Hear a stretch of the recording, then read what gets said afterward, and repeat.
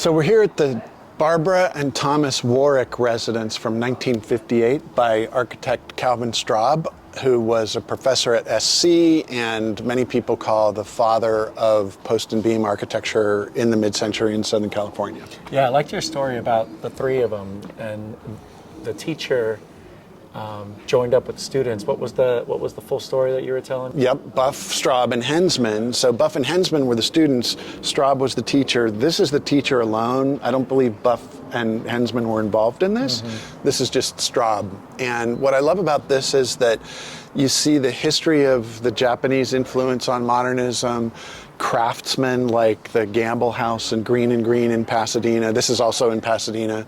And then the distinctive post and beam mid-century modern style. Mm-hmm. Yeah, it has, experientially, it has a really big impact. As soon as you enter into the door, you get met with this double height space and view of the exterior, which makes the space feels a lot better. I'm guessing that this little living room here is maybe 500 square feet, but because the space is so tall and you've got all of this glazing, it makes the space feel so much bigger. It's that quintessential connection with the outdoors. Mm-hmm. You know, every room faces out to an outdoor patio or deck, and so there's that blurred line between indoors and outdoors that does make it feel bigger. I mean, it's a 1,700 and some square foot house that feels like a 3,000 square foot house because of these outdoor areas. Yeah, and somebody made a comment in here, can you imagine being here when it was raining? I mean, oh man. It would just be so serene and remarkable. With a nice little fire burning in the fireplace. Yeah, absolutely. Well, you know, on the outside, I love the way the beams project beyond the edge of the roof line, particularly that fascia and these main girders. And so there's this, you know, it's not Lincoln logs, but the constructive aspect of the structure is really expressed by the architect. You know, anybody else would have cut those back at the fascia line, but there's kind of a gesture toward beyond that I think those elements point to.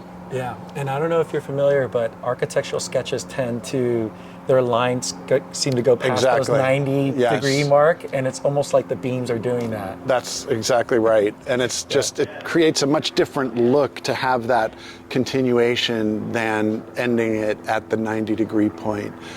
And so this whole house is built like a piece of furniture. You know, the wood posts and beams are expressed at the micro or macro level, and then at the micro level, you've got the guardrail and the inner elements that also have that kind of joinery expressed. It's all about the expression of the woodwork and the structure and the joinery. Mm-hmm. In terms of organization, you come in and you're met with the public spaces. You've got a little office up here, and then you've got the dining and living out here, but in the back is where the bedrooms are, and it kind of keeps it nice and safe back there. And so if you had guests, you could just take them to the public spaces and they wouldn't even know where the bedrooms are. True, you got the two secondary bedrooms kind of hidden away down on the lower level, and then the primary bedroom upstairs opens right into the two-story living room, dining room, kitchen area. Oh, that's right. Which is really wonderful. That's right. This bedroom here. Are we considering that the primary? Yep. Oh, that is the primary for sure. Oh, wow. Yeah. I don't know how you'd get any sleep up there if there was a conversation happening down below. It's true. They've got a curtain that you can draw, but it's not going to be soundproof. So. Yeah.